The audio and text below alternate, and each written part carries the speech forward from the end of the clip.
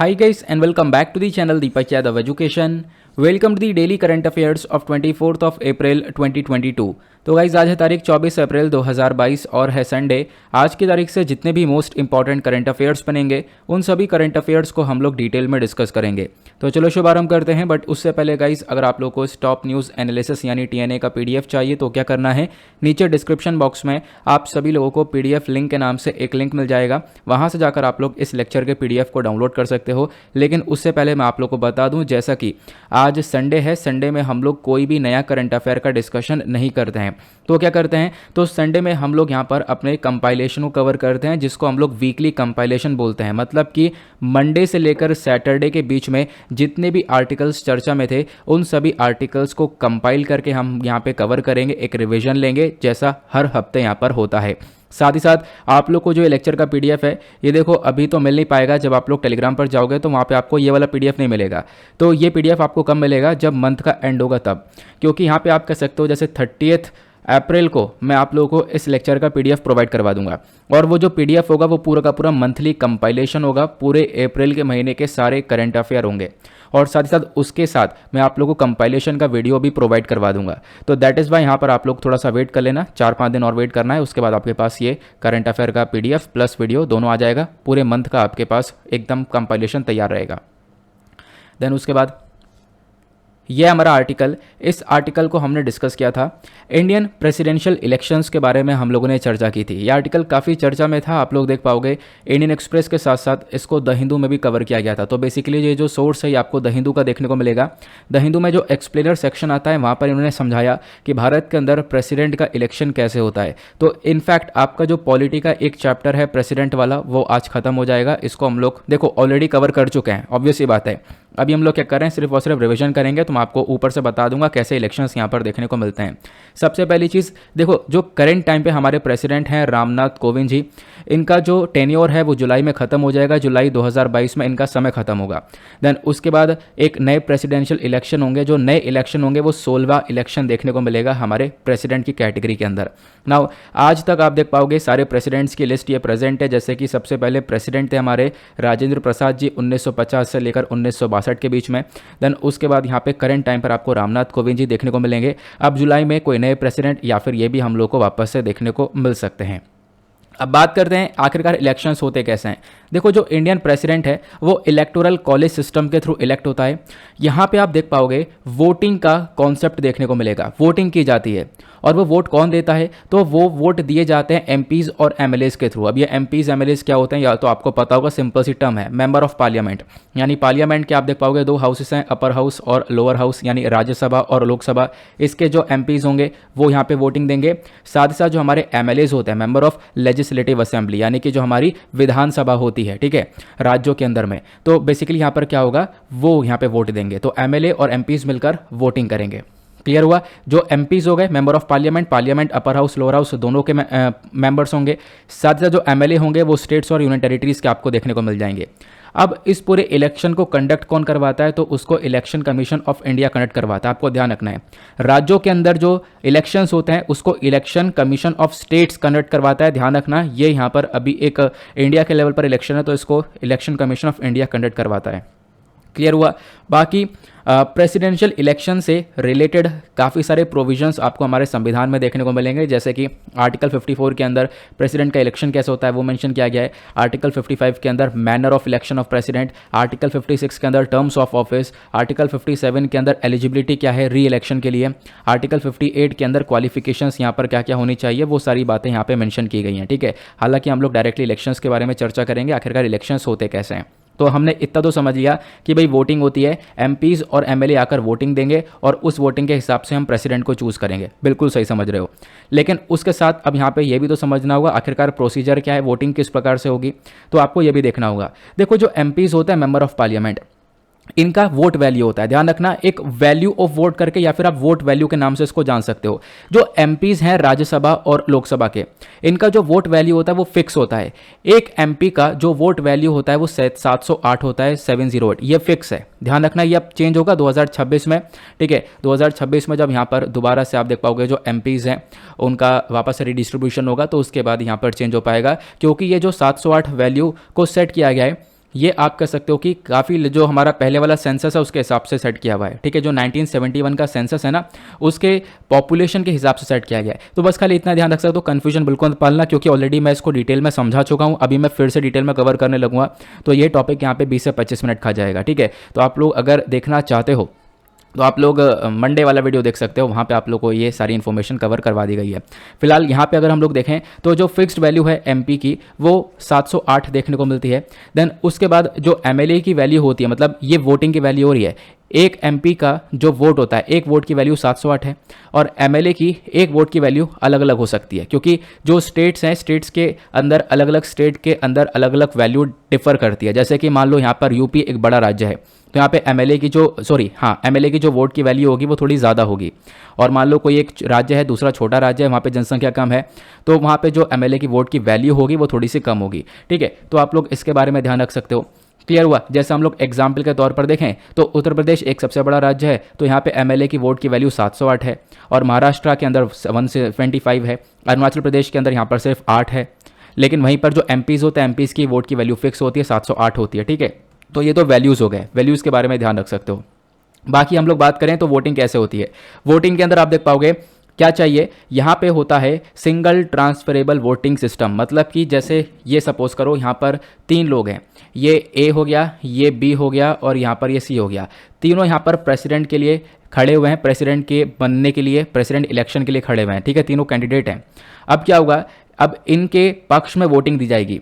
जैसे मान लो यहाँ पर एमपीज़ हो गए और एमएलएज हो गए, वो यहाँ पर वोटिंग देंगे। इनकी वोटिंग के हिसाब से यहाँ पर ये कोई ना कोई प्रेसिडेंट बनेगा। एग्जाम्पल लेते हैं एमपीज़ का, ठीक है। मान लो यहाँ पर एमपीज़ आ गए, मान लो यहाँ पर 10 एमपीज़ ने वोटिंग दी है इन तीनों को। अब जैसे मैंने आपको बताया सिंगल ट्रांसफरेबल सिस्टम क्या होता है, अब ये जब 10 एमपीज़ वोटिंग देंगे तो ये तीनों को वोट देंगे। ऐसा नहीं है कि यहाँ पर एक एमपी एक को वोट देगा, मतलब कि कहने का मतलब यह है कि 10 के 10 वोट इस वाले को भी मिलेंगे, 10 के 10 वोट इसको भी, और 10 के 10 वोट इसको भी। तो जो एमपीज़ होंगे वो यहाँ पर तीनों को वोट देंगे, एक एमपी तीनों को वोट देगा। अब आप कहोगे फिर इससे तो 10-10 इक्वल हो गए, तो कौन प्रेसिडेंट बनेगा, इससे तो कुछ पता ही नहीं चलेगा।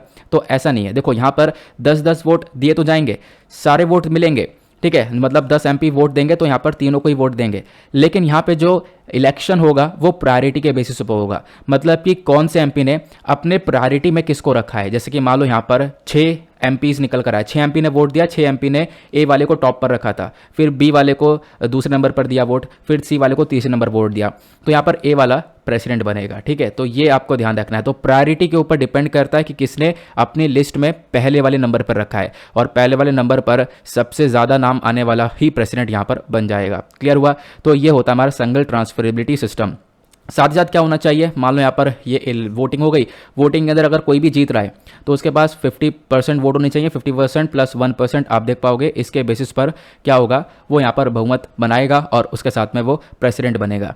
क्लियर हुआ। तो हमने ये प्रेसिडेंट की वोटिंग के बारे में समझा, कैसे इलेक्शन होता है वो हमने समझा, सिंगल ट्रांसफरेबिलिटी वोट क्या होता है वो हमने समझा। अब बात करते हैं प्रेसिडेंट के इम्पीचमेंट के बारे में। देखो आर्टिकल 61 के अकॉर्डिंग बात करें, जो प्रेसिडेंट है उनको ऑफिस से हटाया जा सकता है, मतलब कि उनका समय खत्म होने से पहले हटाया जा सकता है। उसी प्रोसेस को हम लोग इम्पीचमेंट का प्रोसेस बोलते हैं। अब ये इम्पीचमेंट का प्रोसेस कैसे होता है, देखो यहाँ पे बोला गया जब भी प्रेसिडेंट कहीं ना कहीं संविधान का वॉयलेशन करेगा तो उसके बेसिस पर इम्पीचमेंट किया जा सकता है, समय से पहले प्रेसिडेंट को हटाया जा सकता है। लेकिन ये जो वॉयलेशन ऑफ द कॉन्स्टिट्यूशन है इसको कहीं पर भी प्रॉपरली डिफाइन नहीं किया गया है। अब इम्पीचमेंट के वक्त में होता क्या है, देखो इम्पीचमेंट का जो प्रोसेस है वो किसी भी हाउस की तरफ से स्टार्ट हो सकता है, मतलब जो भी हमारा अपर हाउस, लोअर हाउस, मतलब राज्यसभा, लोकसभा है, कोई भी यहाँ पर स्टार्ट कर सकता है। प्रेसिडेंट के अगेंस्ट में यहाँ पे चार्जेस लगा सकता है, फिर उसके बाद एक नोटिस जारी कर सकता है, और फिर वो नोटिस यहाँ पर साइन किया जाएगा कि जिस भी हाउस के अंदर वो स्टार्ट हुआ है, मतलब जिस भी हाउस ने प्रेसिडेंट के अगेंस्ट में सारे चार्जेस लगाए हैं, वहाँ पर एक नोटिस जारी किया गया। और वो जो नोटिस है वो लगभग यहाँ पर 1 क्वार्टर जो मेंबर्स, मतलब कि जितने भी हाउस के अंदर मेंबर्स होंगे उनके 1 क्वार्टर मेंबर जो है उसको साइन करेंगे। फिर साइन करने के बाद वो जो नोटिस है वो आगे जाएगा, ठीक है, दूसरा हाउस उसको चेक करेगा, चेक करने के बाद फिर वहाँ पर आप कह सकते हो प्रेसिडेंट का इम्पीचमेंट हो सकता है। लेकिन यहाँ पर प्रेसिडेंट को इम्पीचमेंट के अंदर ही, इसी प्रोसेस के अंदर एक चीज़ और आ जाती है, जो प्रेसिडेंट है इंडिया के अंदर उनके पास पूरा हक है कि वो अपने आप को डिफेंड कर सके, अपनी कुर्सी को बचा सके, अपने पद को बचा सकें। तो इसी वजह से यहाँ पर वो अपने आप को डिफेंड करने के लिए कोई लॉयर हो गया या अटॉर्नी जनरल ऑफ इंडिया हो गया, तो इसको यहाँ पे अपॉइंट कर सकते हैं और अपने डिफेंस में इस केस को लड़ सकते हैं। तो ये इम्पीचमेंट भी क्या जा सकता है, ध्यान रखना। ठीक है, मैंने इतने शॉर्ट में बताया तो उसके बाद 10 मिनट में यहाँ पर आप कह सकते हो ये आर्टिकल खत्म हुआ है। अदरवाइज़ यहाँ पे थोड़ा और डिटेल में जाता तो कम से कम 25-30 मिनट लगते। ठीक है, तो आई होप आप लोगों को समझ में आ चुका है। देखो मैंने पिछले महीने इसको कवर कर दिया है। ठीक है, तो आप लोग यहाँ पर इसको अच्छे से एक बार देख सकते हो। नाउ नेक्स्ट आर्टिकल जो है, अगले आर्टिकल में हम लोग काफ़ी सारी स्कीम्स को कवर करेंगे। ये हमने देखा था इंटीग्रेटेड चाइल्ड डेवलपमेंट स्कीम को कवर किया था, ये चर्चा में आया था। ठीक है, तो यहाँ पे मैंने आर्टिकल भी लगा दिया है। तो ये इंटीग्रेटेड चाइल्ड डेवलपमेंट स्कीम क्या है, तो ये एक तरीके से सेंट्रली स्पॉन्सर्ड स्कीम है, केंद्र सरकार के थ्रू चलाई जाने वाली स्कीम, जिसको लागू किया जाता है हमारी ministry of women and child development के थ्रू। इसको 1975 में लॉन्च किया गया था। इसका मेजर काम क्या है, मेजर काम है न्यूट्रिशन देना, खासकर 0 से जो 6 साल के बच्चे हैं उनको न्यूट्रिशन देना। साथ साथ जो प्रेग्नेंट महिलाएं या फिर कुछ ऐसी महिला जो कि अपने बच्चे को अभी दूध पिलाती हैं, लैक्टेटिंग मदर्स हैं, उनको यहाँ पे सपोर्ट करने का काम करता है ये वाला स्कीम। न्यूट्रिशन देता है, प्री स्कूल एजुकेशन देता है, हेल्थ और न्यूट्रिशन की एजुकेशन देता है, इम्यूनाइजेशन देता है, हेल्थ चेकअप के यहाँ पर आप कह सकते हो सपोर्ट करता है। साथ ही साथ रेफरल सर्विसेज के अंदर भी यहाँ पर बच्चों और माँ को सपोर्ट मिलता है इस स्कीम के अंदर में। तो स्कीम क्या है समझ गए। अब इंटीग्रेटेड चाइल्ड डेवलपमेंट स्कीम के अंदर में इसके अंडर बहुत छोटी छोटी स्कीम्स आती हैं, जैसे कि आंगनवाड़ी सर्विस स्कीम आता है। तो आंगनवाड़ी सर्विस स्कीम के अंदर भी 6 चीज़ें प्रोवाइड करवाई जाती हैं। ये 6 चीज़ें वही हैं जो कि मैंने अभी आप लोग को यहाँ पर बताई हैं। ठीक है, देन उसके बाद दूसरा आता है प्रधानमंत्री मातृ वंदना योजना। यहाँ पे मदर को लगभग 5,000 के आसपास कैश इंसेंटिव दिया जाता है डायरेक्टली उनके बैंक अकाउंट में। ठीक है, ताकि वो लोग यहाँ पर अपनी कुछ कंडीशंस को फुलफिल कर सकें। दूसरा आता है नेशनल क्रैश स्कीम। ये बेसिकली यहाँ पर बच्चों को केयर फैसिलिटी देता है। मान लो जैसे कोई मदर है, वो काम करती हैं, ठीक है, अब वो काम करती है तो अपने बच्चों को कहाँ पे छोड़ें, तो वो नेशनल क्रैश स्कीम के अंदर में उन बच्चों के लिए केयर फैसिलिटीज़ को बनाया जाता है। तो वहाँ पर वो अपने 6 महीने से लेकर 6 साल तक के बच्चे को वहाँ पे छोड़ सकती हैं। वहाँ पे बच्चे का अच्छे से खातिरदारी की जाएगी। ठीक है, बच्चे की सोने की फैसिलिटी, हेल्थ की फैसिलिटी, सब कुछ का ध्यान रखा जाता है। उसके बाद यहाँ पे एक दूसरी स्कीम आती है, स्कीम फॉर एडोलेसेंट गर्ल्स। इसकी ये भी ICDS के अंडर में आती है। इसके अंदर फोकस यह है कि जो भी स्कूल गर्ल्स हैं 11 से 14 साल की, ठीक है, उनको हम लोग एम्पावर करें, उनको हम लोग यहाँ पर उनके सोशल स्टेटस को बढ़ाएं, उनका न्यूट्रिशन, लाइफ स्किल और होम स्किल्स को बढ़ाने पे फोकस करें। उसके बाद ICDS के अंदर में और छोटी छोटी स्कीम्स आती हैं। चाइल्ड प्रोटेक्शन स्कीम आती है। इसका मेजर मकसद है यहाँ पर बच्चों के इंप्रूवमेंट के अंदर और वेलबींग के अंदर काम किया जा सके। फिर पोषण अभियान आता है। पोषण अभियान का मेजर मकसद यह है कि एक अच्छा खाना हम लोग दे सके वेमेंस को और बच्चों को, ताकि जो आज के टाइम पर माल न्यूट्रिशन यानी कुपोषण की कंडीशन है वो सुधर पाए। ठीक है, तो ICDS का पर्पस क्या है आप समझ गए होंगे। यहाँ पे क्या है, वेमेन और बच्चों के ऊपर अच्छे से ध्यान देना, उनको न्यूट्रिशनल हेल्थ केयर देना। ठीक है, उनका जो खासकर गर्ल्स हैं, एडोलेसेंट गर्ल्स, उनको सपोर्ट करने का ये काम करता है। फिर उसके बाद अगले आर्टिकल में हमने डिस्कस किया था जो ब्लैक सी है वो रशिया के लिए आखिरकार इंपॉर्टेंट क्यों है। इंडियन एक्सप्रेस का आर्टिकल था। तो देखो ब्लैक सी काफ़ी इंपॉर्टेंट बन जाता है क्योंकि ये चर्चा में इसलिए क्योंकि आज के टाइम पर आप देख पाओगे रशिया यूक्रेन के बीच में वॉर भी हो रहा है और इसी वॉर के दौरान में ब्लैक सी के अंदर रशिया का एक जहाज़ चल रहा था जिसका नाम था मॉस्कवा। अब इस जहाज़ को, इस वॉरशिप को यहाँ पे यूक्रेन ने अपनी मिसाइल से उड़ा दिया और ये जहाज़ डूब गया और इसी वजह से रशिया काफ़ी नाराज़ भी हुआ। तो इसी वजह से ब्लैक सी की लोकेशन आपके लिए काफ़ी इंपॉर्टेंट हो जाती है। इनफैक्ट UPSC इसको लेकर क्वेश्चन भी पूछ चुका है। ठीक है, तो आप लोग ध्यान रख सकते हो ब्लैक सी की लोकेशन में, यानी इसके आसपास कौन कौन सी कंट्रीज़ हैं। तो बुल्गारिया, रोमानिया, इधर यूक्रेन, देन उसके बाद Russia, then Georgia, then Turkey, ये सारी कंट्रीज़ यहाँ पर क्या करती हैं, ब्लैक सी के साथ में बॉर्डर को शेयर करती है। ब्लैक सी की बात करें तो यूक्रेन वॉर में आप देख पाओगे एक बहुत बड़ा रोल है। इनफैक्ट रशिया के लिए इसलिए इंपॉर्टेंट है, रशिया चाहता है पूरे ब्लैक सी के ऊपर कंट्रोल करना क्योंकि यहाँ से काफ़ी सारा व्यापार भी होता है। प्लस उसके बाद रशिया चाहता है यहाँ पे कंट्रोल मिलेगा तो कहीं ना कहीं यूक्रेन पर यहाँ से भी कब्जा कर पाएगा, क्योंकि अभी आप देख पाओगे जो क्रीमिया वाला रीजन है जिसको तो ऑलरेडी रशिया हथिया चुका है, लेकिन जब रशिया ब्लैक सी के ऊपर थोड़ा सा अपना दबदबा जमाएगा तो यहाँ पर भी बहुत अच्छी तरीके से कंट्रोल पा पाएगा। क्लियर हुआ। बाकी मैंने ये पिक्चर्स वगैरह आपको दिखाई दिए हैं और जहाज़ के बारे में आगे मैं बात ही करूंगा। उसके बाद एक क्वेश्चन है, UPSC 2020 में एक क्वेश्चन पूछा गया था। आप इस क्वेश्चन को अटेम्प्ट कर सकते हो। यहाँ पे दिया गया है नाम कि मतलब समुद्र के नाम दिए गए, एड्रियाटिक सी, ब्लैक सी, कैस्पियन सी और उसके बाद मेडिटेरेनियन सी, देन रेड सी, देन उसके बाद यहाँ पे बॉर्डरिंग कंट्रीज़ के नाम दिए गए हैं। तो आप एक करेक्ट पेयर को मैच कर सकते हो। इसमें से करेक्ट पेयर कौन कौन से, मतलब कौन से सी के पास में कौन सी कंट्री बॉर्डर शेयर करती हुई नजर आती है। तो इसका करेक्ट आंसर नीचे कॉमेंट सेक्शन में जल्दी दो। उसके बाद अगले आर्टिकल में हमने डिस्कस किया था इजराइल ने अभी अपना न्यू वेपन को डेवलप किया है। तो इजराइल का ये जो नया वेपन है एक लेज़र मिसाइल डिफेंस सिस्टम है जो कि लेज़र की मदद से दुश्मन की मिसाइल को हवा में उड़ा देगा। जैसे आज के टाइम पर इजराइल का आयरन डोम सिस्टम है। आयरन डोम सिस्टम ये वाला है, आपको याद होगा तो आयरन डोम सिस्टम कुछ इस प्रकार से दिखता है। तो यहाँ पे क्या है, इजराइल के पास ये वाला सिस्टम ऑलरेडी है। अगर दुश्मन यहाँ से मिसाइल मारेगा तो आयरन डोम सिस्टम एक्टिवेट होकर यहाँ से मिसाइल को हवा में ही उड़ा देगा दुश्मन की। तो इसी प्रकार का एक और नया सिस्टम आयरन बीम नाम का डेवलप कर लिया है किसने, इजराइल ने, जहाँ पर लेज़र का इस्तेमाल किया जाने वाला है। ठीक है, फिर 2018 में यूपीएससी ने एक और क्वेश्चन पूछा था, जो थार्ड होता है terminal high altitude area defence, ये अक्सर न्यूज़ में देखने को मिलता है। तो थार्ड क्या है, नीचे कमेंट सेक्शन में आप लोग इसका आंसर लिख सकते हो वीडियो को पॉज करके। उसके बाद अगले आर्टिकल में हमने पाम किंग के बारे में डिस्कशन किया था। तो अभी ये जो एक बटरफ्लाई है जो बहुत कम से दिखाई पड़ती है, पहली बार ये बटरफ्लाई तमिलनाडु के अंदर देखने को मिली है, इसी वजह से चर्चा में है। तो पाम किंग का साइंटिफिक नेम है अमथुसिया फिडेपस। अब यहाँ पे क्या हुआ, तमिलनाडु की ये 321वीं स्पीशी आपको देखने को मिलेगी। भारत के अंदर टोटल यहाँ पर तितलियों की 1500 प्रजातियाँ देखने को मिलती हैं, ये आप लोग ध्यान रख सकते हो, जिसमें से तमिलनाडु के अंदर अभी ये देखने को मिली है, वैसे तो बहुत कम देखने को मिलती है। नाउ ये जो पाम किंग है ये पहली बार साउथ इंडिया के अंदर देखने को मिली थी, एक ब्रिटिश साइंटिस्ट एच.एस. फर्ग्यूसन ने देखा था।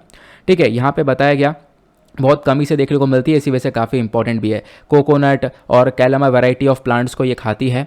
देन उसके बाद यहाँ पे बताया गया कि जो मतलब तितली है इसका कलर आपको ब्राउन कलर का देखने को मिलेगा, कभी पेड़ पर होगी तो ये अच्छे से दिखती भी नहीं है, बट यहाँ पे जो अपने पंख वगैरह है वो थोड़े वाइड ये नहीं खोल पाती है।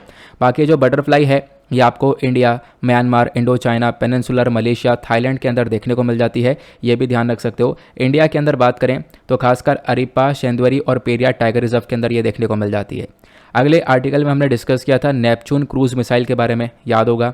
तो यूक्रेन का ये नेपच्यून क्रूज मिसाइल है जिसने अभी रशिया का जो जहाज़ है मॉस्कवा इसको उड़ा दिया और ये जहाज़ यहाँ पे डूब गया, इसी वजह से यहाँ पर ये आर्टिकल काफ़ी चर्चा में था। ठीक है, तो यहाँ पर मैं आपको बता दूं ये जो नेपच्यून क्रूज मिसाइल है ये यूक्रेन ने खुद बनाया है। ठीक है, और ये रशिया KH-35 से काफ़ी हद तक सिमिलर आपको देखने को मिलेगा।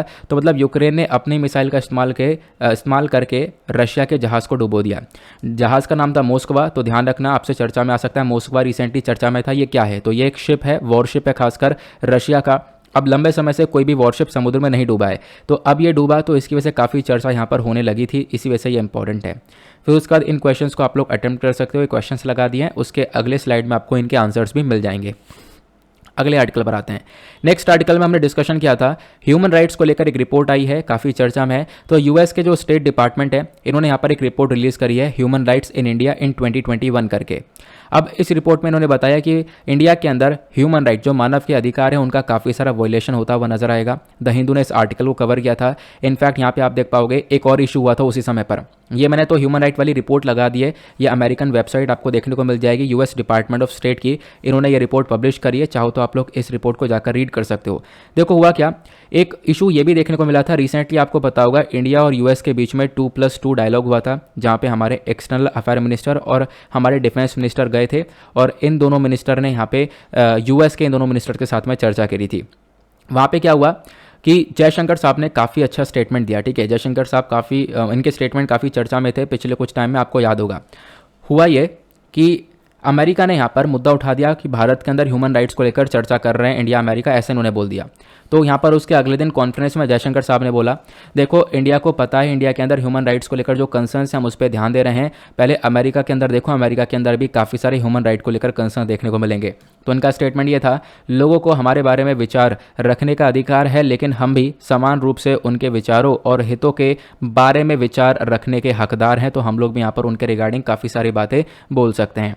तो ये जो अमेरिका की रिपोर्ट थी, इन्होंने बताया कि इंडिया के अंदर आप देख पाओगे जो केसेस हैं, मान लो कोई केस है, तो मान लो कि यहाँ पर किसी व्यक्ति के ऊपर सस्पेक्ट है, शक है, तो यहाँ पे उसको कस्टडी में लिया जा सकता है। कस्टडी में लेने के बाद उसका प्रोसेस जो है वो लेंदी चलता रहता है, तो एक वायलेशन यहाँ पर देखने को मिलेगा। उसके बाद यहाँ पे भारत के ऊपर इल्ज़ाम लगाए गए कि इंडिया ने पेगासस मालवेयर का इस्तेमाल किया है, पेगासस सॉफ्टवेयर का इस्तेमाल किया है। ठीक है, जिसकी वजह से यहाँ पर क्या हो रहा है, हमने जर्नलिस्ट और मीडिया रिपोर्ट्स को एक तरीके से इनकी जासूसी की है। देन उसके बाद भारत सरकार ने ट्विटर पर काफ़ी सारे लोगों के अकाउंट्स ब्लॉक करवाए। तो यहाँ पर आप कह सकते हो कि ये भी कहीं ना कहीं ह्यूमन राइट का वायलेशन देखने को मिलेगा। तो इस प्रकार की चीज़ें यहाँ पर उन्होंने बताई हैं। साथ ही साथ यहाँ पर इन्होंने मेंशन किया कि देखो ह्यूमन राइट्स क्या है, ऑब्वियस सी बात है, ह्यूमन राइट वो है कि मानव के पास में सभी अधिकार हैं, जैसे right to liberty, right to freedom, right free from slavery, मतलब हम लोग किसी के गुलाम नहीं है। तो इस प्रकार के राइट्स आपको सभी को देखने को मिलते हैं। क्लियर हुआ। तो ह्यूमन राइट्स के रिलेटेड काफ़ी सारे प्रोविजंस आपको हमारे संविधान में देखने को मिलेंगे। फंडामेंटल राइट्स आपको देखने को मिल जाता है। फंडामेंटल राइट्स जो 12 से 35 तक है वो सारे हमारे ह्यूमन राइट्स के बारे में चर्चा करते हैं। उसके बाद जो DPSPs हैं, directive principles of state policy, ये 36 से 51 तक आपको आर्टिकल में देखने को मिलेगा। ये भी हमारे ह्यूमन राइट्स के बारे में चर्चा करता है। क्लियर हुआ, तो ध्यान रख सकते हो। बाकी 2020 में UPSC ने एक बार क्वेश्चन पूछा था, other than fundamental rights which of the following parts of the constitution of India reflect the principle and provisions of universal declaration of human rights. तो फंडामेंटल राइट्स के अलावा यहाँ पे आप देख पाओगे 3 चीज़ें मेंशन है। तो ह्यूमन राइट्स के बारे में कहाँ कहाँ पर चर्चा होती है, तो आप लोग नीचे कमेंट सेक्शन में इसका आंसर दे सकते हो। अगले आर्टिकल में हमने डिस्कस किया था एनफोर्समेंट डायरेक्टरेट की फंक्शनिंग के ऊपर। ये आर्टिकल काफ़ी डिटेल में द हिंदू ने पब्लिश किया था। तो हमने यहाँ पर चर्चा की एनफोर्समेंट डायरेक्टरेट क्या है। तो सबसे पहली बात, मई 1, 1956 में इसको लाया गया था। तब इसका नाम एनफोर्समेंट यूनिट हुआ करता था। बाद में यहाँ पर इसका नाम चेंज होता है, आगे चलकर इसका नाम एनफोर्समेंट डायरेक्टरेट किया जाता है। ठीक है, देखो पहले यहाँ पर एनफोर्समेंट डायरेक्टरेट इतना चर्चा में नहीं हुआ करता था, बाद में ये चर्चा में होना चालू हुआ है। यहाँ पे अगर हम लोग बात करें खासकर एनफोर्समेंट डायरेक्टरेट का आज का टाइम क्या है, आज के टाइम पे ये काम करता है काफ़ी सारे एक्ट के अंडर में, जैसे कि prevention of money laundering. Money laundering क्या होती है, जहाँ पे ब्लैक मनी को वाइट मनी में कन्वर्ट कर दिया जाता है। तो इस मनी लॉन्ड्रिंग को रोकने के लिए ये PMLA एक्ट लाया गया। साथ ही साथ जो इकोनॉमिक ऑफेंडर्स होते हैं, मतलब कि जो यहाँ पे पैसा कंट्री से उठाते हैं और जाकर भाग जाते हैं किसी और देश के अंदर, तो उनको टैकल करने के लिए ये वाला एक्ट है। उसके बाद फॉरेन एक्सचेंज मैनेजमेंट को लेकर कोई इशू है तो उसके लिए यहाँ पर फेरा एक्ट है। तो इन तीनों एक्ट के अंदर में ईडी काम करता है। अगर इन तीनों एक्ट से संबंधित कोई इशू निकल कर आता है तो ईडी यहाँ पर उसको रिस्पॉन्ड करते हुए उस मुद्दे को टैकल करता है। क्लियर हुआ। अब ईडी क्या है मैंने आपको बता दिया, एनफोर्समेंट डायरेक्टरेट है। अब एनफोर्समेंट डायरेक्टरेट उन केसेस को देखता है, देखो जिन केसेस के अंदर जो क्राइम है वो 1 करोड़ से ऊपर का है। अगर 1 करोड़ से नीचे का क्राइम होगा तो वो कौन देखा, तो वो लोकल पुलिस यहाँ पर देखेगी। क्लियर हुआ। बाकी एनफोर्समेंट डायरेक्टरेट के बारे में एक केस स्टडी दी गई है, मैं आपको ऑलरेडी बता चुका हूँ, कोई खास बात नहीं है। बाकी इसके रूल्स एंड फंक्शंस क्या है, देखो रूल्स एंड फंक्शंस वही है, मनी लॉन्ड्रिंग को रोकने का काम करता है PMLA एक्ट के अंडर में। ठीक है, वही जो एक्ट के अंदर इनको ड्यूटीज़ मिली है वही काम करता है। इकोनॉमिक ऑफेंडर्स को टैकल करता है, जो भी यहाँ पे पैसा लोग लेकर भाग जाते हैं, उनकी जो प्रॉपर्टीज़ वगैरह यहाँ पे वो जब्त करता है, उनको सीज करना चालू करता है। तो इस प्रकार के काम यहाँ पर एनफोर्समेंट डायरेक्टरेट करता हुआ नजर आता है। देन उसके बाद अगले आर्टिकल में हमने डिस्कस किया था इंडिजिनाइजेशन एफर्ट्स ऑफ नेवी के बारे में। आपको पता होगा अभी रिसेंटली हम लोगों ने एक लिस्ट जारी करी है जहां पे हमने डिसाइड किया कि बहुत सारे जो हथियार हम लोग अलग अलग देशों से परचेज करते थे, अब उन हथियारों को हम लोग क्या करेंगे, अपने कंट्री के अंदर खुद बनाएंगे। तो 3rd पॉजिटिव इंडिजिनाइजेशन लिस्ट को लाया गया था रिसेंटली, आपको याद होगा, है ना। अब क्या है यहाँ पे आप देख पाओगे ये बात की गई है इंडिजिनाइजेशन ऑफ नेवी के बारे में। मतलब कि नेवी ने भी फोकस किया है कि जो हम बहुत सारा सामान पहले अलग अलग देशों से लिया करते थे, अब हम वो सामान खुद अपने घर पे ही यानी अपने देश के अंदर बनाएंगे। तो नेवी ये बहुत काम पहले ये काम बहुत पहले से कर रहा है। 2014 से आप लोग देख पाओगे तो इंडियन नेवी इंडिजिनाइजेशन प्लान को चलाया था, जहाँ पे लगभग हमने काफ़ी सारे सामान को खुद बनाना स्टार्ट किया। लगभग 3400 आइटम्स थे जिसको हमने खुद बनाया। इसको हम लोगों ने अलग अलग देशों से परचेज करना बंद किया। नाउ अब हम लोग इसी के ऊपर फोकस कर रहे हैं, इसको आगे बढ़ा रहे हैं। प्लस अब हमारा फोकस और भी बड़ी बड़ी चीज़ों के ऊपर होने वाला है, शिप्स वगैरह के ऊपर होने वाला है, जहाँ पे हम लोग 2022 से 27 के बीच में काफ़ी सारा जो सामान है वो हम अपने कंट्री के अंदर खुद बनाएंगे।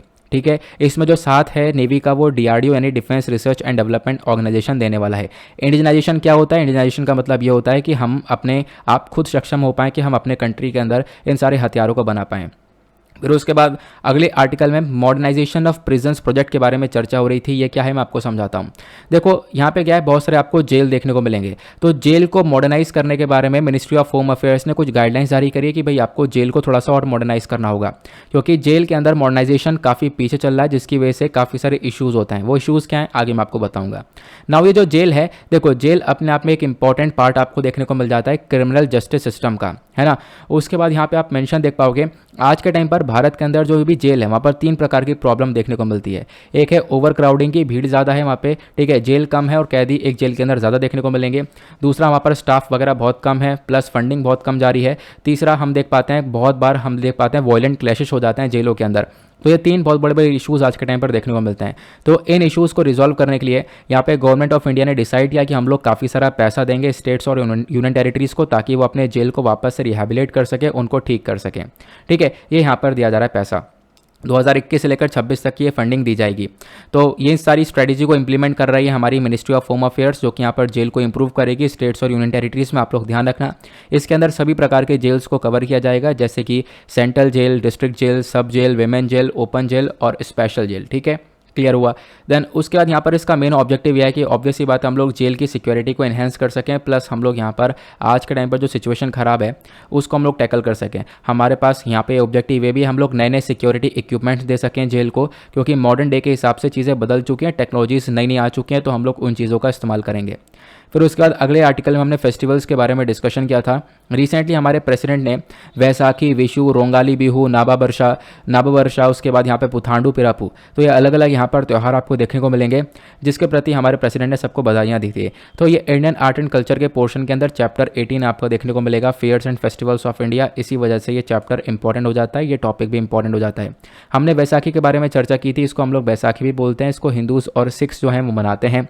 ये basically Hindu solar new year के स्टार्टिंग को यहाँ पर मनाता है, मतलब उसकी स्टार्टिंग को मार्क करता है, ये आप लोग ध्यान रख सकते हो। और वैसाखी वाले दिन जलियांवाला बाग मैसेकर हम लोगों ने देखा था, जहाँ पर अंग्रेज़ों ने गोली चलवा दी थी। एक जनरल डायर ने यहाँ पर ऑर्डर दे दिया था, जहाँ पे जलियांवाला बाग के अंदर लगभग हज़ारों लोगों के ऊपर खुलेआम में गोली चलवा दी गई थी, आपको याद होगा इसके बारे में। दैन उसके बाद दूसरा फेस्टिवल आता है विशु वाला, ये भी एक हिंदू फेस्टिवल है जिसको हम लोग केरला के अंदर सेलिब्रेट करते हैं। केरला के अलावा जो कर्नाटका का तुलुनाडु आपको देखने को मिलेगा, प्लस तमिलनाडु के और भी रीजन्स हैं, वहीं पर हम लोग यहाँ पर इसको सेलिब्रेट करते हैं, ठीक है। देन उसके बाद आता है पुथांडु, इसको हम लोग पुथुवरदुम के नाम से भी जानते हैं, फिर तमिल के नए साल को हम लोग ऐसे बोलते हैं, मतलब तमिल का न्यू ईयर भी इसको बोला जाता है। यह बेसिकली 14 अप्रैल को पड़ता है हर साल ग्रेगोरियन कैलेंडर के हिसाब से। देन उसके बाद आता है बोहाग बिहू और रोंगाली बिहू, इसको हम लोग छात बिहू भी बोलते हैं, यानी कि 7 बिहूज करके, ठीक है। ये भी यहाँ पर एक फेस्टिवल है जो कि असम के अंदर आपको देखने को मिल जाता है। ये भी अप्रैल के 2nd वीक के अंदर मनाया जाता है।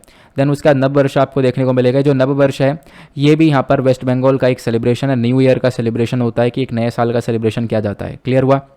दुर्गा पूजा के बाद में जो सेकंड मोस्ट इंपॉर्टेंट फेस्टिवल आता है वेस्ट बंगाल के अंदर, ये नववर्ष देखने को मिलता है, क्लियर हुआ। बाकी अब ये क्वेश्चंस लगा दिए गए, इन क्वेश्चंस को आप लोग अटेम्प्ट कर सकते हो। अगले आर्टिकल में हमने ऑयल बॉन्ड्स के बारे में डिस्कशन किया था। आपको याद होगा कि लगातार आज के टाइम पर तेल के ऊपर दाम बढ़ रहे हैं। अब सरकार से पूछा गया, भाई सरकार आप टैक्स तो कम कर सकते हो तो टैक्स कम कर दो। तो फाइनेंस मिनिस्टर ने यहाँ पर ये बोला कि देखो हम लोग टैक्स कम नहीं कर सकते, और ये जो जितने भी तेल के दाम बढ़ रहे हैं ना, इसके पीछे हमारी गलती नहीं है, इसके पीछे पिछली वाली सरकार की गलती है, जो पिछली सरकार ने काम किए हैं उसकी गलती है। अब पिछली सरकार ने क्या किया, तो पिछली सरकार ने ऑयल बॉन्ड्स जारी कर दिए थे। मतलब कि यहाँ पे आप देख पाओगे, एग्जाम्पल के तौर पे मैं आप लोग को यहाँ पे थोड़ा सा स्पेस में समझाता हूँ। मान लो जो पिछली सरकार है, ठीक है, ये जो हमारी अभी जो करंट टाइम पे आप देख पाओगे एनडीए गवर्नमेंट हो गया। एनडीए से पहले यहाँ पर जो दूसरी सरकार थी यूपीए वाली, तो यूपीए सरकार ने क्या किया, ऑयल बॉन्ड्स इशू कर दिए थे। ऑयल बॉन्ड्स क्या इशू किए थे, मैं आप लोग को समझाता हूँ। देखो यहाँ पे क्या बोला फाइनेंस मिनिस्टर ने, फाइनेंस मिनिस्टर से मतलब हमारी सरकार से बोला गया, भाई आप तेल के ऊपर दाम कर दो, कम कर दो, क्योंकि आज के टाइम पर तेल के ऊपर पैसा बहुत चार्ज किया जा रहा है। इनफैक्ट यहाँ पर टैक्स बहुत लिया जा रहा है। मैं एक डेटा लेकर आया था, ये आप देख पाओगे, ये सारी तेल की कंपनियाँ हैं, Indian oil, Hindustan petroleum, Bharat petroleum. अब ये क्या करती हैं, तेल को खरीद के लाती हैं, फिर तेल पहुंचाती हैं। अब यहाँ पे क्या हो रहा है ना, अगर मान लो 120 रुपये पर लीटर तेल है तो उसमें से 50% टैक्स लिया जा रहा है। सरकार पैसा काफ़ी सारा ले रही है टैक्स में, तो टैक्स कम करने को बोला गया। तो फाइनेंस मिनिस्टर ने बोला हम टैक्स कम नहीं कर सकते, टैक्स कम कर देंगे तो ऑयल बॉन्ड का पैसा कौन चुकाएगा, जो कि यहाँ पे पिछली वाली सरकार कर गई है। पिछली वाली सरकार ने क्या किया, देखो तेल के दाम बढ़ रहे थे, लेकिन उसको वो बढ़ते हुए भी जो इंडियन ऑयल कंपनीज़ है, जैसे ये कंपनीज़ हैं, इन कंपनीज़ के ऊपर यहाँ पे बोला कि आप तब भी कम दाम में तेल को दो, जो भी आपका पैसा आएगा, जो भी एक्स्ट्रा, मतलब तेल के दाम बढ़ रहे थे इंटरनेशनल लेवल पर, तब भी इन कंपनी से बोला आप सस्ते दाम में तेल दो, ठीक है। तो पिछली वाली सरकार ने इनको बोला सस्ते दाम में तेल दो, अब भी सस्ते दाम में तेल देने लगे, और इसके पीछे यहाँ पर एक गारंटी ले गए साथ में ऑयल बॉन्ड्स की। तो पिछली सरकार ने ऑयल बॉन्ड्स जारी कर दिए थे, इनसे बोल दिया था अब हम लोग को आपसे ऑयल बॉन्ड साइन करवा लिए जा रहे हैं, आप बस तेल देते रहो, आने वाले जो भी 10-15 साल होंगे उसमें आपका पैसा चुकता कर दिया जाएगा, जो भी लाखों करोड़ रुपए का पैसा होगा वो दे दिया जाएगा। तो ऑयल बॉन्ड्स का पैसा आज तक यहाँ पे करंट गवर्नमेंट चुका रही है। इसी वजह से यहाँ पर करंट गवर्नमेंट का कहना है कि हम लोग पैसा कम नहीं कर सकते, क्योंकि हमें बहुत सारा पैसा अभी इन ऑयल कंपनीज़ को देना है, क्योंकि उन्होंने ऑयल बॉन्ड इशू कर लिया था। तो आप देख पाओगे अभी तक कितना पैसा करंट गवर्नमेंट दे चुकी है ऑयल कंपनीज़ को। तो 2015 में 1750 करोड़ रुपए दिया गया था, 2015 में अगेन 1750, देन 5000, ये सारा जो पैसा है ये अभी तक चुट्टा कर दिया गया है, इन कंपनीज़ को दे दिया गया है। लेकिन 2023 से लेकर 26 तक ये सारा पैसा अभी और देना है, तो लगभग 1,34,423 करोड़ रुपये यहाँ पर देना है।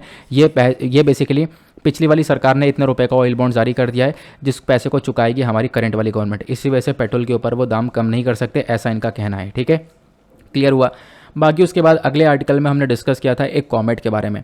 तो एक कॉमेट है जिसका नाम है बर्नैंडिनेली बर्नस्टीन, ठीक है। द हिंदू के अंदर इसको कवर किया गया, एक्सप्लेन सेक्शन पर डिटेल से आया था। ये जो कॉमेट है इसके बारे में मैं आपको बताता हूँ। देखो नासा जो है, national aeronautics and space administration, इसका हबल स्पेस टेलीस्कोप है, इसने यहाँ पर इस बड़े से कॉमेट के बारे में इन्फॉर्मेशन दी है। और यहाँ पे आप कह सकते हो बोला गया ये जो कॉमेट है अपने आप में बहुत ह्यूज साइज़ का है। इसका इनफैक्ट यहाँ पर आप देख पाओगे, मतलब एस्ट्रोनॉमर्स ने इस कॉमेट को देखा और कॉमेट को बताया जा रहा है ये बहुत लंबा चौड़ा है। इसका जो बीच का न्यूक्लियस है, मान लो एक कॉमेट है, इसका जो बीच का न्यूक्लियस है वो यहाँ पर कम से कम मतलब बहुत बड़ा आपको देखने को मिलेगा, 50 टाइम लार्जर देखने को मिलेगा काफ़ी सारे कॉमेट से। इनफैक्ट ये जो बड़ा सा कॉमेट है आप कह सकते हो ये 500 ट्रिलियन टन तक का वजन इसके अंदर हो सकता है, ऐसी इन्फॉर्मेशन आती है। कॉमेट क्या होता है पहले मैं आप लोग को बता देता हूँ। देखो कॉमेट यहाँ पे बड़ा सा ऑब्जेक्ट होता है जो कि कूड़े, कंकड़, डस्ट, बर्फ, इन सब चीज़ों से मिलकर बना हुआ है। ये हमने स्पेस में देखा है और अभी तक का सबसे बड़ा कॉमेट देखा है। इसको हम लोग डर्टी स्नोबॉल भी बोलते हैं क्योंकि यहाँ पर सारे डस्ट वगैरह देखने को मिलता है, ठीक है। अभी जो कॉमेट है बेसिकली इसको डिस्कवर कर लिया गया था एस्ट्रोनॉमर्स के थ्रू। दो नाम आपको देखने को मिलेंगे, एक है पेड्रो बर्नैंडिनेली, दूसरे गैरी बर्नस्टीन। तो इन दोनों के पीछे पीछे वाले नाम को उठाया और इसी नाम के ऊपर ये वाला कॉमेट का नाम रख दिया गया। अब इस कॉमेट के बारे में सारी इन्फॉर्मेशन हम लोग को चिली से मिलती है। चिली के अंदर एक ऑब्जर्वेटरी देखने को मिलेगा। साउथ अमेरिका में चिली के अंदर एक ऑब्जर्वेटरी बनाई गई है, यहाँ से हम लोगों ने इस कॉमेट के बारे में सारी इन्फॉर्मेशन पाई है, ठीक है। अब कॉमेट क्या होता है मैंने आप लोगों को बता दिया। देखो ये यहाँ पर आप देख पाओगे सन हो गया, उसके बाद ये अर्थ हो गया, अर्थ के बाद यहाँ पे पूरा का पूरा सोलर सिस्टम हो गया। सोलर सिस्टम के बाहर ये कुइपर बेल्ट होती है, कुइपर बेल्ट के बाहर यहाँ पर आपको ये ऊर्थ क्लाउड देखने को मिलता है। जो ज़्यादातर कॉमेट वगैरह हैं वो ऊर्थ क्लाउड से निकल कर आते हैं, ऐसे यहाँ पे बताया गया, ठीक है। इस वाले क्लाउड से निकल कर आते हैं और काफ़ी ह्यूज साइज़ के होते हैं, ये आप लोग ध्यान रख सकते हो। तो इसके बारे में भी इन्फॉर्मेशन मिली है। बाकी जो कॉमेट होते हैं कुछ प्रेडिक्टेबल होते हैं जिसको हम लोग अच्छे से प्रेडिक्ट कर सकते हैं, कुछ नॉन प्रेडिक्टेबल होते हैं। अब जो प्रेडिक्टेबल वाले होते हैं वो यहाँ पर कुइपर बेल्ट के अंदर पाए जाते हैं और जो नॉन प्रेडिक्टेबल वाले होते हैं वो ऊर्थ क्लाउड के अंदर पाए जाते हैं। तो ये भी ध्यान रख सकते हो। क्लियर हुआ। बाकी अगले आर्टिकल में पारबॉइल्ड राइस के बारे में चर्चा की गई थी, तो इंडियन एक्सप्रेस ने एक्सप्लेन सेक्शन पर इसको समझाया कि पारबॉइल्ड राइस क्या होता है। अभी हमारी केंद्र सरकार ने बोला हम लोग इस वाले चावल को खरीदना बंद कर देंगे, तेलंगाना से नहीं परचेज करेंगे। इस वजह से तेलंगाना के अंदर काफ़ी प्रोटेस्ट वगैरह चला कि भाई सरकार से बोल रही है तेलंगाना कि भाई आप यहाँ पे गलत कर रहे हो, आपको क्या करना चाहिए, एक यूनिफॉर्म पैडी प्रोक्योरमेंट पॉलिसी को लेकर आना चाहिए। मतलब कि आपको सभी राज्यों से एक समान यहाँ पे चावल को परचेज करना चाहिए। आज आप लोग मना कर रहे हो कि हम तेलंगाना से कम परचेज करेंगे, ऐसा क्यों? तो सरकार ने जवाब दिया क्योंकि आपका चावल पारबॉइल्ड राइस है। पारबॉइल्ड राइस मतलब थोड़ा सा उबला हुआ होता है, थोड़ा सा कच्चा होता है। अब आप कहोगे उबाला जाता है, बिल्कुल उबाला जाता है, ये आप चावल देख पाओगे। तो इसका प्रोसेस क्या होता है, देखो इसको पहले हम लोगों ने मतलब धान लिया, उसके बाद यहाँ पर उसको साफ़ करा, पानी में डुबोया, सुखाया, देन उसके बाद उस पर भाप मारी, भाप मारने के बाद उसको गर्म किया, गर्म करने के बाद यहाँ पे आप कह सकते हो सूखने के बाद उसको सूरज की गर्मी में सुखाया, फिर उसके बाद ये सूखा पड़ जाता है, उसका जो मॉइस्चर है वो खत्म हो जाता है। तो बेसिकली उबालने के बाद यहाँ पर इसको सुखाया जाता है, ये पारबॉइल्ड राइस है। क्लियर हुआ। तो इसको प्रिपेयर किया जाता है। यहाँ पर बोला गया कि ये जो पारबॉइल्ड राइस है ये तमिलनाडु के अंदर बहुत ज़्यादा मिलता है। तो सरकार बोलती है कि भाई पारबॉइल्ड राइस लोग परचेज़ नहीं करते हैं, इस वजह से तमिलनाडु को अपना जो ये प्रोसेसिंग है उगाने का ये बदल देना चाहिए, नहीं तो फिर सरकार नहीं खरीदेगी। इसी वजह से यह विवाद चल रहा है। तो पारबॉइल्ड राइस होगा तो सरकार नहीं खरीदेगी, ये यहाँ पर मेंशन किया गया।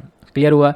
तो क्या सारी वैरायटीज़ यहाँ पे परबॉइलिंग की जा सकती है? सारी वैरायटीज़ को यहाँ पे परबॉइल किया जा सकता है, बट ध्यान रखना जिन चावल के अंदर खुशबू आती है उनको नहीं किया जा सकता, ठीक है। तो आप लोग ध्यान रख सकते हो, ये इन्फॉर्मेशन मैं आपको दे चुका हूँ। बोला जाता है परबॉइल्ड राइस के काफ़ी सारे फ़ायदे होते हैं, जैसे इनके यहाँ न्यूट्रिएंट्स वैल्यू काफ़ी हद तक बढ़ जाती हैं, ऐसा बताया जाता है।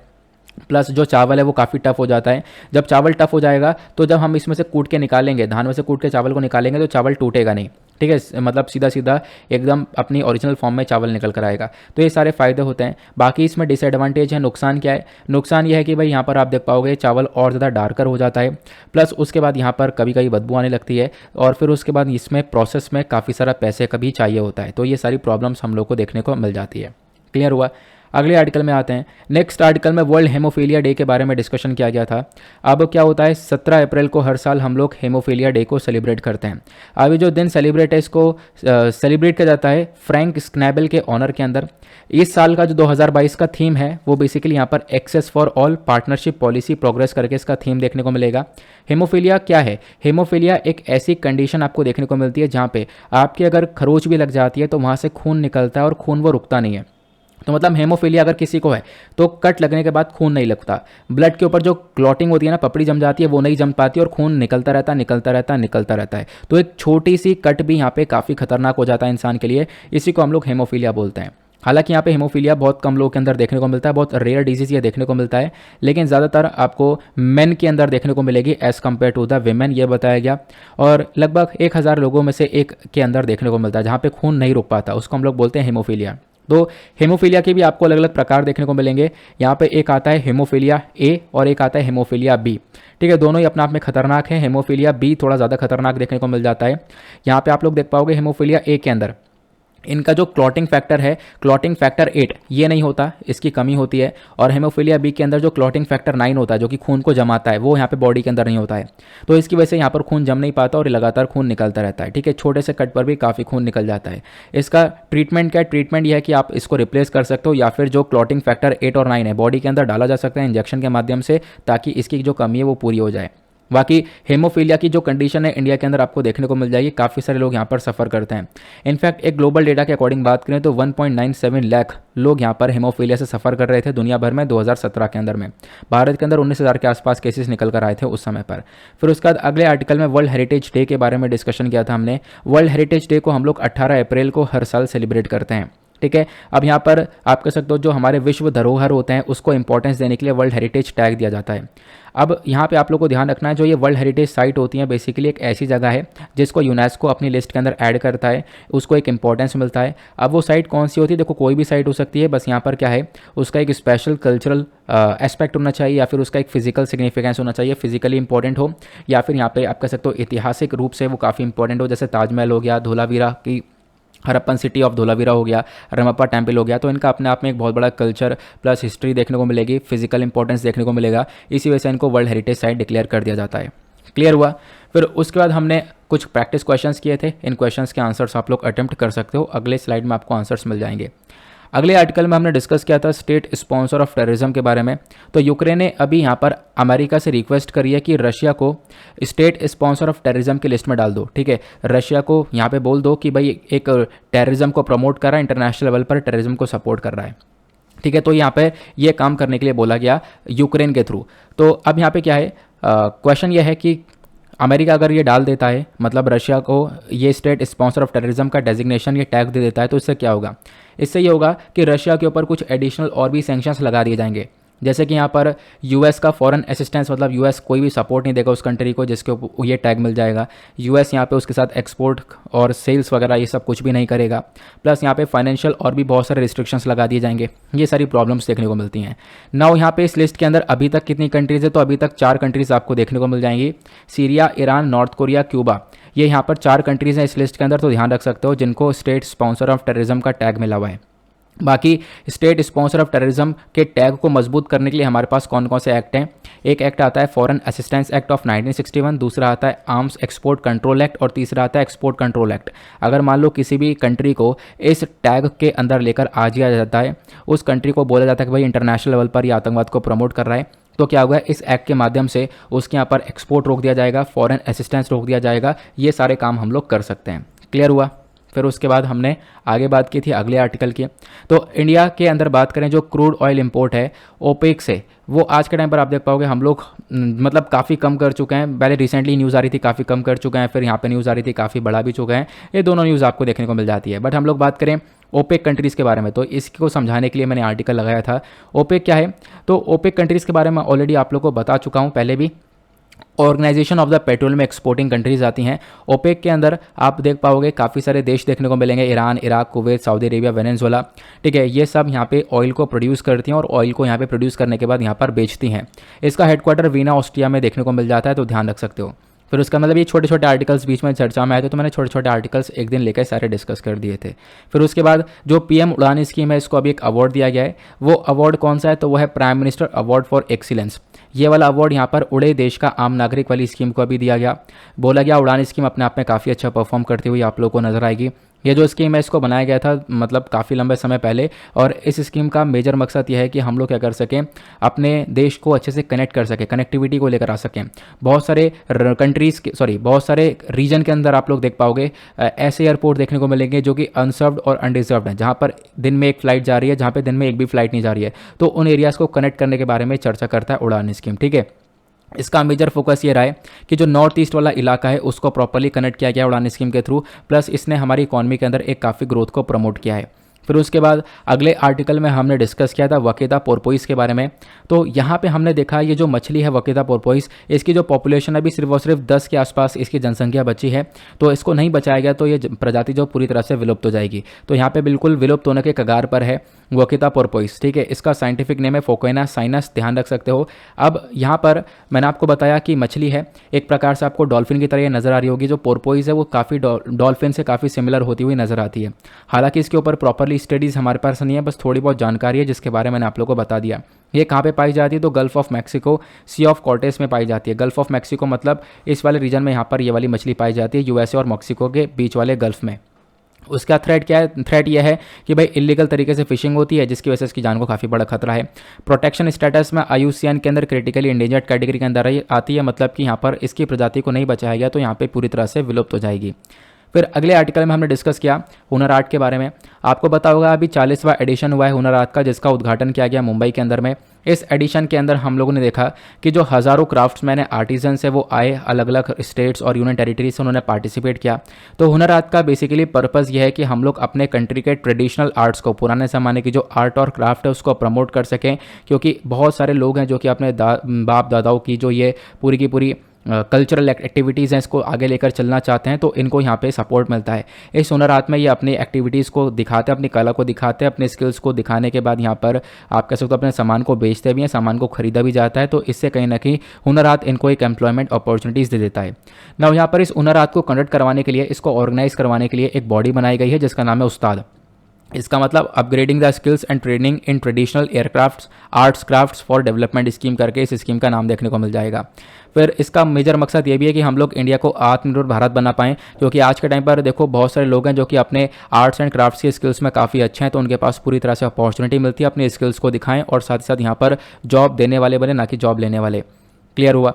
फिर उसके बाद अगले आर्टिकल में हमने डिस्कस किया था राइट टू रिपेयर के बारे में।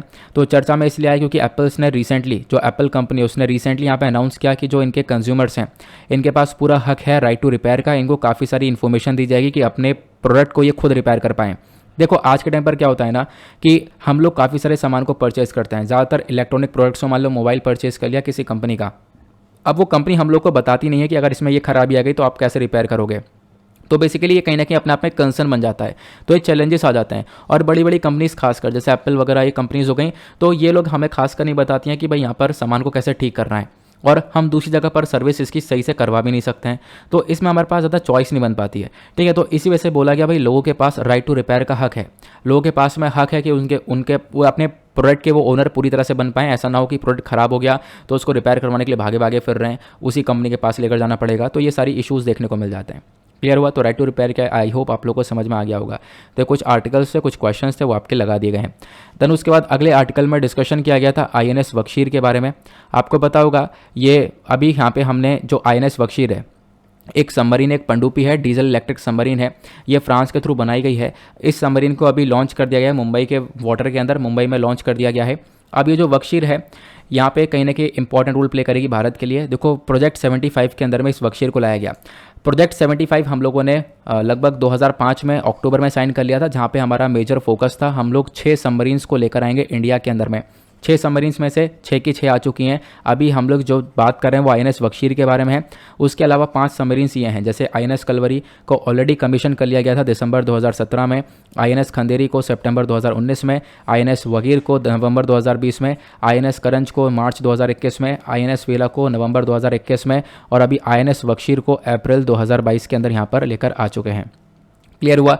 अब बख्शीर क्या है तो मैं आपको बता ही चुका हूँ। यहाँ पर आप देख पाओगे जो बख्शीर नाम है ये बेसिकली एक सैंड फिश से रिलेट किया गया है, और बख्शीर नाम का पहला भी हमारे पास एक सबमरीन हुआ करती थी जो कि रशिया से हमने लिया था, लेकिन बाद में इसको डीकमीशन भी कर दिया गया था, वापस यहाँ पे आप कह सकते हो उसका काम खत्म हो चुका था। तो अभी बख्शीर नाम हम लोगों ने रखा हुआ है नई सबमरीन का, जिसको फ्रांस की मदद से हम लोगों ने लिया है। बख्शीर के अपने आप में काफ़ी फ़ायदे हैं, डीजल इलेक्ट्रिक सबमरीन है, ठीक है। इस पर आप लोग काफ़ी सारे हथियार ले सकते हो, हथियार लेकर चल सकते हो, टॉर्पीडोज़ को कैरी कर सकते हो, टॉर्पीडोज़ नहीं तो यहाँ पर माइंस को कैरी कर सकते हो, मतलब दुश्मन को पूरी तरह से आप अटैक कर पाओगे। ये हमारा फोकस रहा है, ठीक है।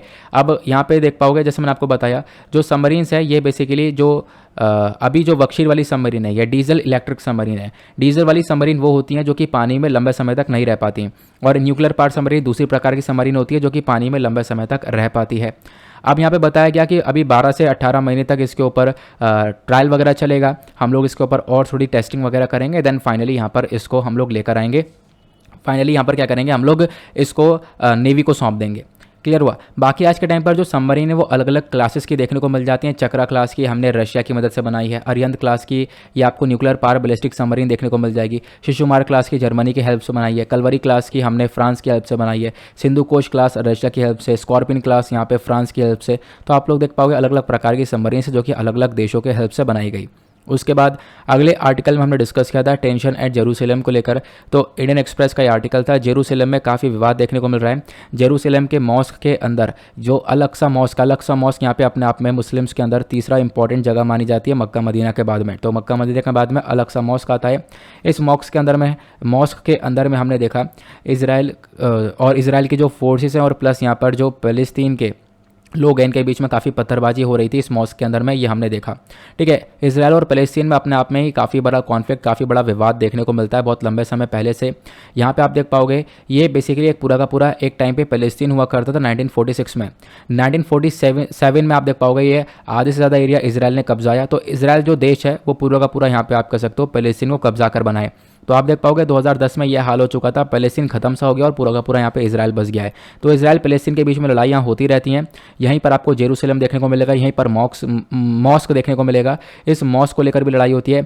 इसराइल के जो ज्यूज़ हैं उन ज्यूज़ का कहना यह है कि इस मॉस्क के नीचे यहाँ पर ज्यूज़ वाला मंदिर हुआ करता, तो मॉस्क को हटाकर यहाँ पर मंदिर होना चाहिए। तो इसके चक्कर में ये विवाद चलता रहता है। क्लियर हुआ। इसी चक्कर में अभी रिसेंटली भी ये विवाद देखने को मिला जो कि सोशल मीडिया पर काफ़ी वायरल हुआ।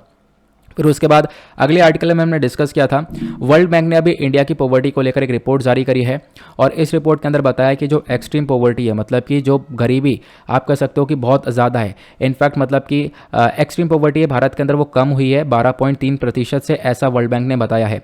प्लस यहाँ पे बताया है शहर और गाँव वाली पॉवर्टी यानी गरीबी को कंपेयर किया, जिसमें इन्होंने मेंशन किया कि भाई आज के टाइम पर गांव के एरिया के अंदर गरीबी काफ़ी तेज़ी से कम हुई है एज़ कम्पेयर टू द शहर वाली गरीबी। देन उसके बाद ये सारी रिपोर्ट वर्ल्ड बैंक ने पब्लिश करी है। तो वर्ल्ड बैंक के बारे में कुछ फैक्चुअल डेटा मैंने आप लोगों को बता दिया था। जैसे इस बॉडी को बनाया गया 1944 के अंदर में, ठीक है, 2 बॉडी से मिलकर बना हुआ है वर्ल्ड बैंक। पहले तो वर्ल्ड बैंक के साथ में हम 5 इंस्टीट्यूशंस को लेकर आए थे, 5 नाम आपको देखने को मिलेंगे। लेकिन शुरू के जो 2 बॉडी हैं IBRD international bank for reconstruction and development और ID है इंटरनेशनल डेवलपमेंट एसोसिएशन, इन दोनों को मिलाकर वर्ल्ड बैंक बनता है हमारा। तो ध्यान रख सकते हो इसके बारे में। वर्ल्ड बैंक ने काफ़ी सारी रिपोर्ट्स पब्लिश करी और रिपोर्ट्स पब्लिश करता भी है। आज के टाइम पर टोटल 189 मेंबर्स आपको वर्ल्ड बैंक के देखने को मिलेंगे। भारत भी इसका मेंबर है। पहले ये ईज़ ऑफ डूइंग बिजनेस की रिपोर्ट पब्लिश करता था बट अब नहीं करता, लेकिन ह्यूमन कैपिटल इंडेक्स और वर्ल्ड डेवलपमेंट रिपोर्ट आज भी ये पब्लिश करता हुआ नजर आता है।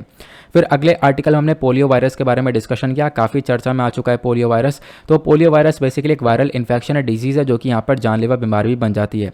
एक व्यक्ति से दूसरे व्यक्ति में ये फैल सकती है। मान लो कोई गंदा मतलब झूठा खाना या अब पानी पीने की वजह से यहाँ पर फैल सकती है, या फिर यहाँ पर क्या हुआ आप देख पाओगे ये फेकल और फूड के रास्ते से आ सकती है। मतलब कि एक व्यक्ति ने यहाँ पर टॉयलेट करी है तो उसमें मक्खी बैठेगी, फिर खाने पे बैठेगी, तो इसकी वजह से यहाँ पर वो आप कह सकते हो जो पोलियो वो फैल सकता है पर्सन टू पर्सन। बाकी इसके अंदर लक्षण क्या होते हैं, तो बुखार आना, थकान होना, नौसिया, हेडेक, या फिर यहाँ पर हाथ में दर्द होना, पैर में दर्द होना, और भी अलग अलग प्रकार के आप देख पाओगे बीमारियाँ देखने को मिल जाती है। बहुत सारे लक्षण देखने को मिल जाते हैं।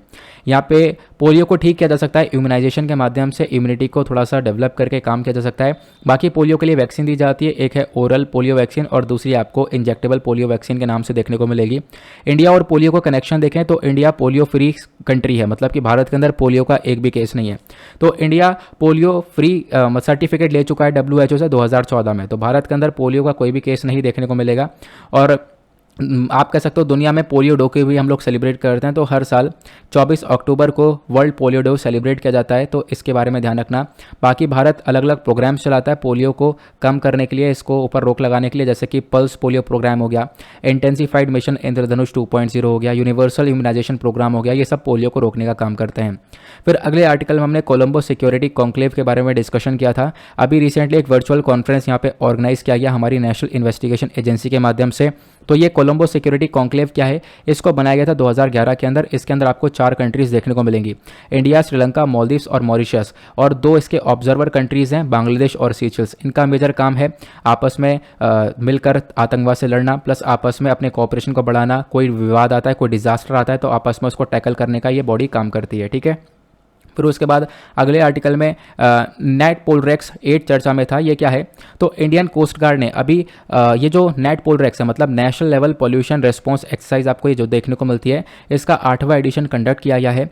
और यहाँ पे हम लोग देख पाएंगे जो 8वां एडिशन कंडक्ट हुआ है ये कहाँ पे हुआ है, ये गोवा में कंडक्ट हुआ है। यहाँ पे आप देख पाओगे बहुत सारी कंट्रीज साथ में आती हैं। इनका मेजर काम है कि मान लो यहाँ पे कोई भी जहाज़ आपको इंडियन ओशन में देखने को मिलेगा, कोई टूट जाए, यहाँ पे ऑयल स्पिल निकल जाए, मतलब कि इसका जो तेल है वो समुद्र में फैल जाए, तो इसकी वजह से काफ़ी नुकसान पहुँचता है खासकर हमारे समुद्र वाले एनवायरमेंट को।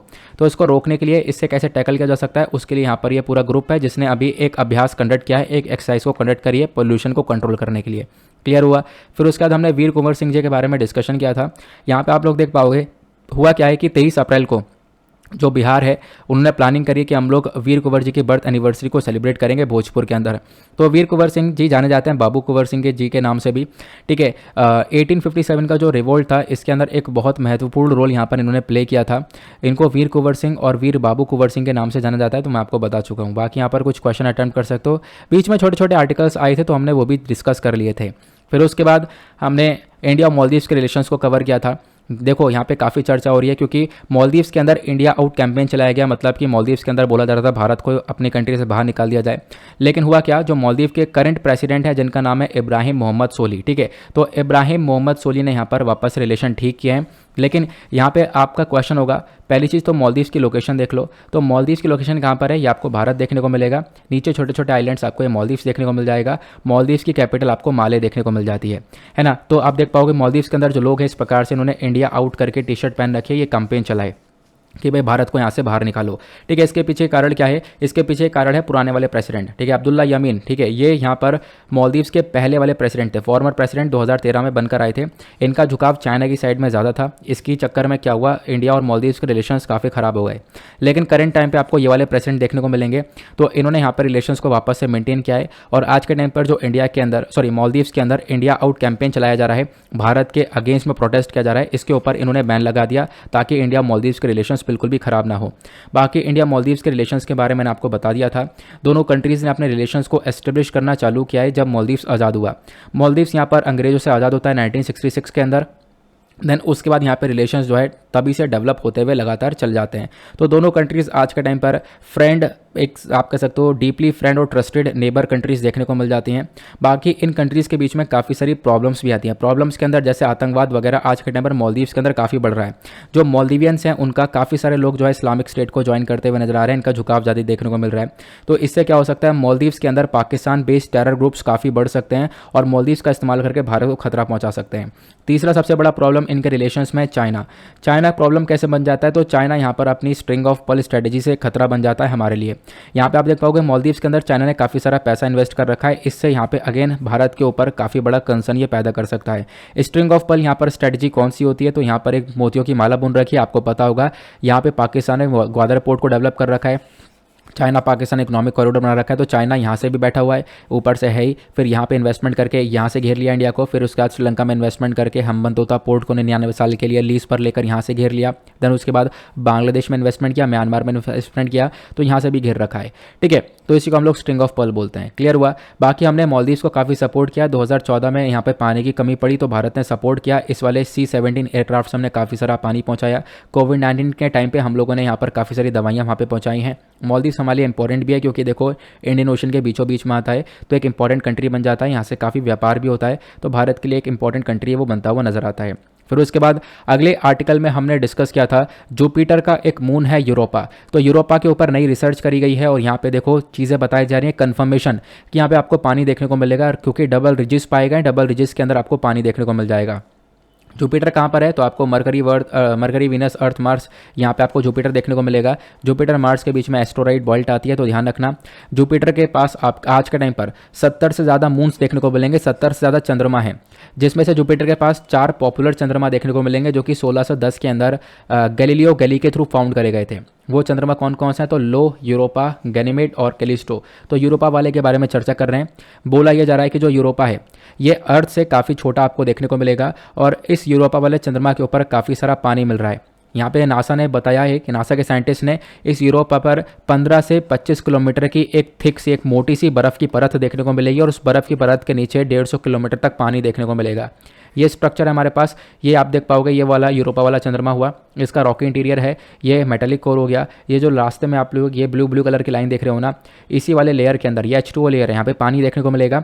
इनफैक्ट मेंशन किया गया यहाँ पे आइस का कवरेज है, बहुत मोटी आइस आपको देखने को मिल जाएगी, फिर उसके नीचे यहाँ पे पानी प्रेजेंट है।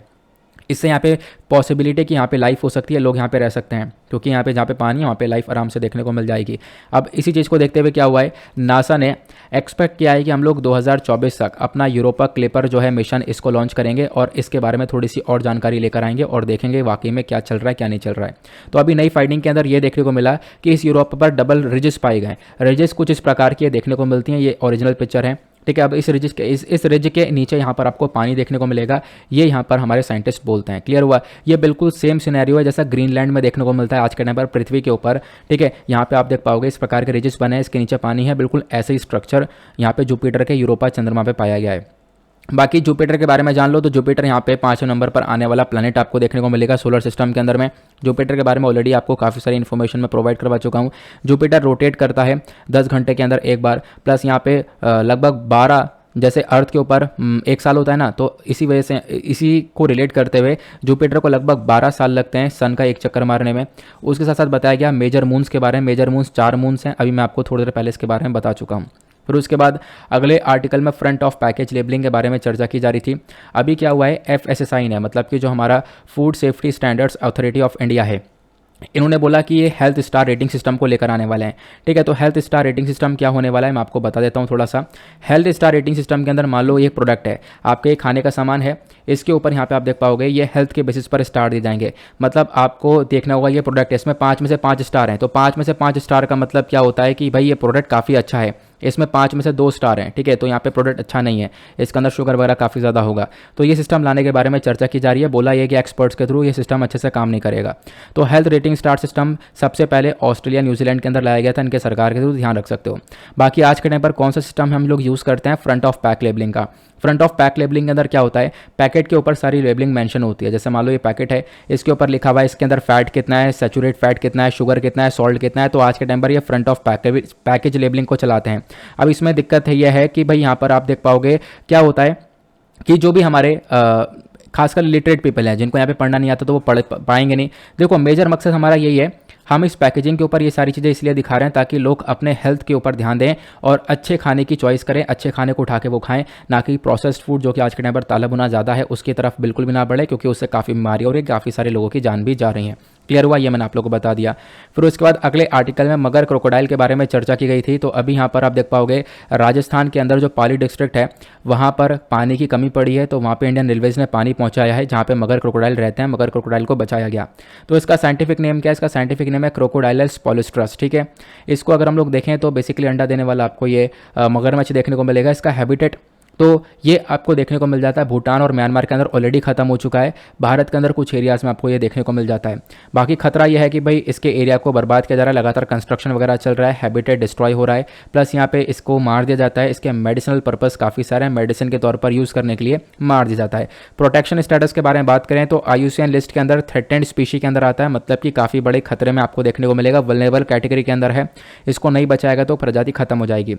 बाकी हम लोग क्रोकोडाइल की कुछ और प्रजाति के बारे में बात करें तो ये तो हमारा मगर वाला हो गया। दूसरा यहाँ पर आता है सॉल्ट वाटर क्रोकोडाइल। तो सॉल्ट वाटर क्रोकोडाइल आपको ओडिशा के भितरकनिका नेशनल पार्क में देखने को मिलता है, ठीक है। तो आप लोग इसके बारे में ध्यान रख सकते हो। बाकी इसका प्रोडक्शन स्टेटस ये लीस्ट कंसर्न कैटेगरी का है, मतलब इसकी जनसंख्या अच्छी खासी है। तीसरा घड़ियाल आपको देखने को मिलेगा। घड़ियाल को हम लोग गैवियाल के नाम से भी जानते हैं। चंबल रिवर के अंदर ये ज़्यादातर देखने को मिलता है। चंबल रिवर इसका प्राइमरी हैबिटेट है, मतलब सबसे ज़्यादा चंबल रिवर में पाया जाता है। चंबल रिवर के बाद घाघरा, गंडक, गिरवा, रामगंगा रिवर में देखने को मिलेगा। इसका IUCN लिस्ट स्टेटस की बात करें तो क्रिटिकल इंडेंजर्ड में, अगेन ये भी खतरे में आपको देखने को मिलेगा। तो घड़ियाल के ऊपर UPSC ने क्वेश्चन पूछ लिया था, अगर आप लोगों को घड़ियाल को नेचुरल हैबिटेट में देखना है तो कहाँ पर देखोगे? तो इसमें से अभी आपको दिख रहा होगा, मैंने आपको बताया चंबल रिवर। चंबल रिवर इसका प्राइमरी हैबिटेट मिल जाएगा। उसके बाद अगले आर्टिकल में हमने डिस्कस किया था लिवर डिजीज़ के बारे में। तो चर्चा में मिस्टीरियस लिवर डिजीज़, क्योंकि यहाँ पे क्या हुआ, स्पेन, डेनमार्क, नीदरलैंड के अंदर ये बच्चों के अंदर डिजीज़ देखने को मिली है, मतलब उनका जो लिवर है वो डैमेज होता हुआ नजर आया है। इसके पीछे के लक्षण पता लगाने की कोशिश करी है तो भाई जॉन्डिस, डायरिया, एब्डोमिनल पेन बताया जा रहा है, लेकिन पीछे का एक पॉसिबल कारण है हेपेटाइटिस वायरस। जो हेपेटाइटिस वायरस है ये क्या है, ये कहीं ना कहीं लीवर के अंदर सूजन पैदा कर देता है। तो हेपेटाइटिस बी आपको हेपेटाइटिस बी, सी के टाइप के देखने को मिलता है। हेपेटाइटिस बी क्या होता है, लिवर इन्फेक्शन है, लिवर के अंदर इन्फेक्शन करके आप कह सकते हो ये सूजन पैदा कर देता है और इसको वैक्सीन से ठीक किया जा सकता है। उसी प्रकार से एक हेपेटाइटिस सी आता है, ये भी बेसिकली एक इन्फेक्शन है जो कि वायरस से होता है, ठीक है, जो कि लिवर को डायरेक्टली अटैक करता है। उसके बाद एक एल्कोहलिक हेपेटाइटिस होता है। एल्कोहलिक हेपेटाइटिस के अंदर दारू पी कर क्या होता है, जो लिवर का अंदर सूजन है वो काफ़ी बढ़ जाती है। तो इस प्रकार के कारण बताए जा रहे हैं, इसकी वजह से यहाँ पर जो लंग्स है, लंग्स के अंदर सूजन देखने को मिल रही है काफ़ी सारे बच्चों के अंदर में। क्लियर हुआ? तो ये इन्फॉर्मेशन थी। आई होप आप लोगों को काफ़ी सारी बातें यहाँ पे क्लियर हो चुकी है। वीडियो काफ़ी लंबा हो चुका है लेकिन डेफिनेटली आपको ये हेल्प करेगा। यहाँ पे आपका ये देखो बहुत लंबा वीडियो हुआ है। अब इस लंबे वीडियो का फ़ायदा यह है कि आपको सारी चीज़ें रिवाइज हो चुकी हैं। अब सारी चीज़ें रिवाइज हो गई हैं तो डेफिनेटली यहाँ पे आपको ज़्यादा फोकस नहीं करना है आगे। आप ये वीडियो देख सकते हो, इस वीडियो में आपके सारे करंट अफेयर कवर हो जाते हैं, ठीक है। इसी प्रकार से यहाँ पर मंथली कंपाइलेशन चलते रहते हैं, तो आप लोग यहाँ पर इसके बारे में ध्यान रखना और अपने दोस्तों के साथ में वीडियोज़ को शेयर कर सकते हो। इसी के साथ यहाँ पे अपने लेक्चर को करते हैं समाप्त। मिलते हैं आपसे नेक्स्ट वीडियो में। आज के लिए bye bye, have a nice day, thank you and Jai Hind.